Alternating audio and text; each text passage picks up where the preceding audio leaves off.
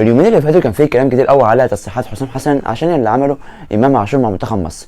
حسام حسن طلع بعد ماتش سيراليون الاخير اللي مصر كسبت فيه 1-0، قال لك السبب الحقيقي ورا استبعاد امام عاشور لان حصل عليه هجوم كتير جدا ضد حسام حسن عشان استبعد امام عاشور. حسام طلع قال لك ان امام عاشور ادعى الاصابه. طب يا جماعه، في لعيب مع منتخب بلده بيدعي الاصابه عشان ما يلعبش مع منتخب بلده؟ الجيل الذهبي بتاع 2010 كانوا بيموتوا نفسهم عشان يلبسوا فانيله المنتخب مصر. يجي لاعب يدعي الاصابه عشان ما يلعبش منتخب مصر عشان عنده ماتش مهم جدا مع فريقه ايا كان النادي في افريقيا؟ مفيش مدرب بيقبل الكلام دوت. وحسام حسن من نوع المدربين اللي ما بيحبش اللعيبه اللي بيبقى عندهم دلع، بيحب اللعيبه الرجاله اللي بتموت نفسها عشان الفانيلا اللي هو لابسها.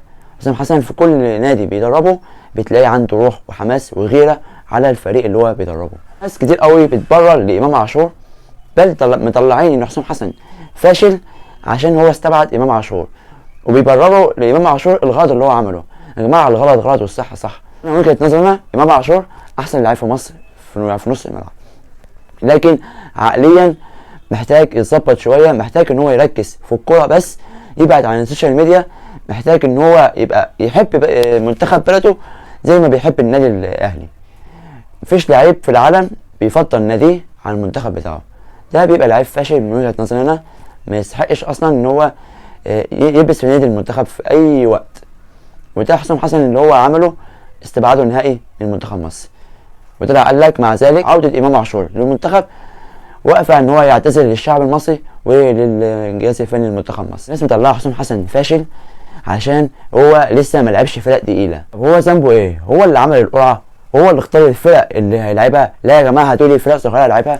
اكيد ملوش دعوه، ملوش ذنب.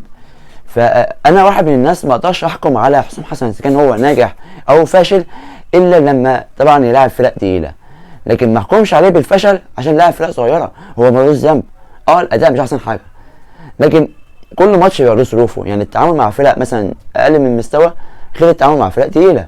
طبعا التشكيل اللي لعب بيه ماتش اثيوبيا وسيراليون مستحيل ان هو يلعب بيه مع فرق تقيله زي المغرب، السنغال، نيجيريا. بصوا يا جماعه على نتائج المجموعات الثانيه في تصفيات كاس العالم، هتلاقي في فرق كبيره وقع وفرق صغيره طالعه لفوق. فما تحكمش على حسام حسن اذا كان هو فاشل او ناجح الا لما يكون في اختبار قوي زي مثلا بطوله افريقيا ما يلاعب فرق تقيله.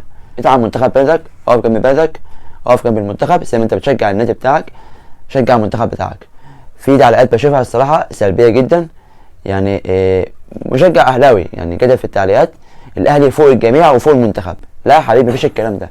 لا يا بابا، منتخب مصر فوق اي نادي.